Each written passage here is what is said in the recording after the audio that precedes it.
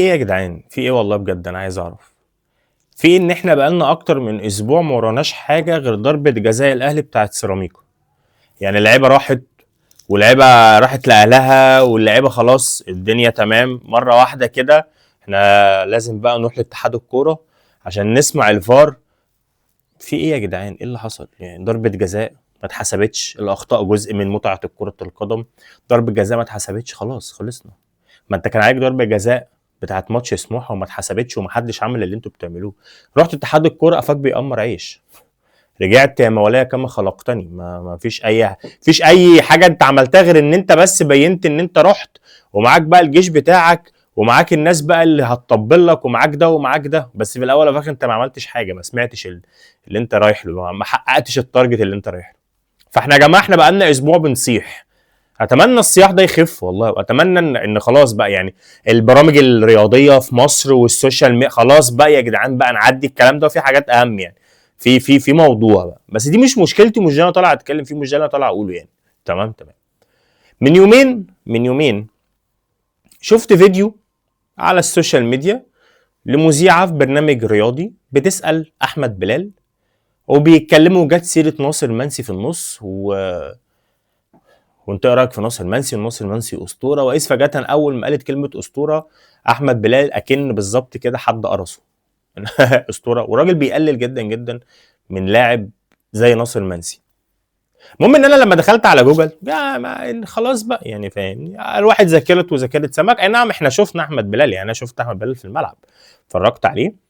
فانا المهم دخلت على جوجل عايز اشوف احمد بلال جاب كام جون في الدوري مع الاهلي او في الدوري بشكل عام. لقيت احمد بلال جايب حاجه و60 62 او 61 جون، وناصر منسي جايب 55 او 50 جون تقريبا، وكده موجود على جوجل يعني. تمام. فاللي هو يعني انا قلت مثلا هخش هلاقي احمد بلال معدي نادي ال 100، ده اقل واجب. فالراجل بقى اللي هو حقه يعني.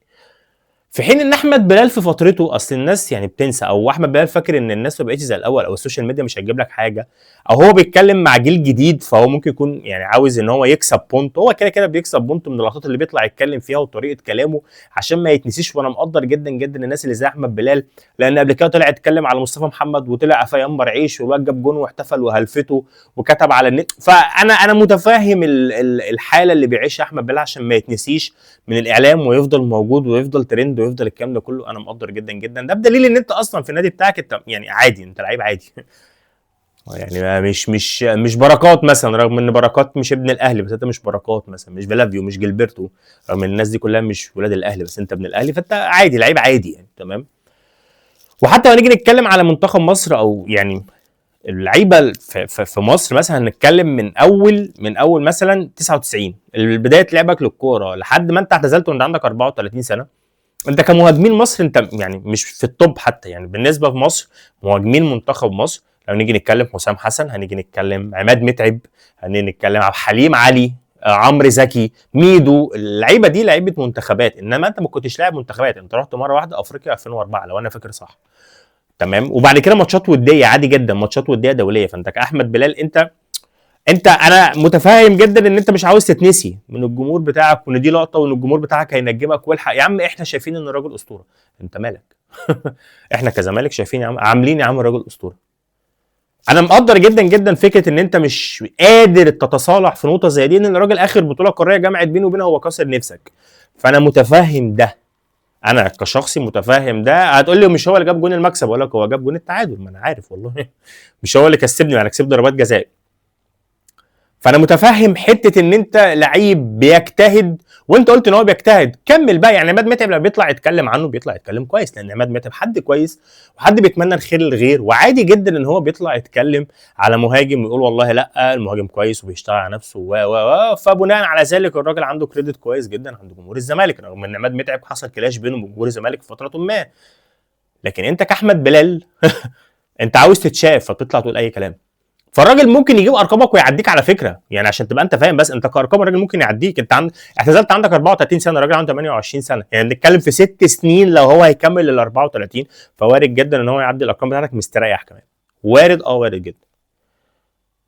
فانت كاحمد بلال انت كل فتره لازم تطلع على لعيب في الزمالك بالذات، في الزمالك بالذات تطلع تقلل منه، يقوم جاي ردد عليك ومسكتك ومخلي شكلك وحش جدا قدام الناس. فده اللي انا طالع اتكلم فيه. يعني انت كاحمد بلال خلاص، يعني انت هوس السوشيال ميديا، هوس الترند خدك، وبتتكلم كتير قوي عشان ما تتنسيش، عشان ما تتنسيش، هي دي الفكره كلها. الزمالك عنده ماتش مهم جدا يوم الجمعه، الاستاد هيتقفل، الاستاد متقفل خلاص اوريدي، التذاكر خلصت كلها، نزلت الدفعه والثانيه والثالثه وخلصوا. ماتش مهم، نركز، لان بعد ماتش بلوزداد عندنا كلام كتير قوي قوي هنقوله، وعندنا حاجات كتير جدا جدا هنتكلم فيها، علشان الدوري ده دوري لو اتاخد، الدوري ده لو اتاخد ف هنقعد حبه حلوين قوي نتكلم، وهنقعد حبه حلوين قوي نشوف الدنيا رايحه فين وجايه منين، وهنحتفل وبتاع. ان شاء الله يعني باذن الله يكون مكتوب لنا الدوري، ويكون من نصيب الزمالك باذن الله تعالى. ما تنساش يعني شير بقى الفيديو بتاعه والكلام ده كله لحبايبك واصحابك، وشكرا جدا لكم، مع السلامه.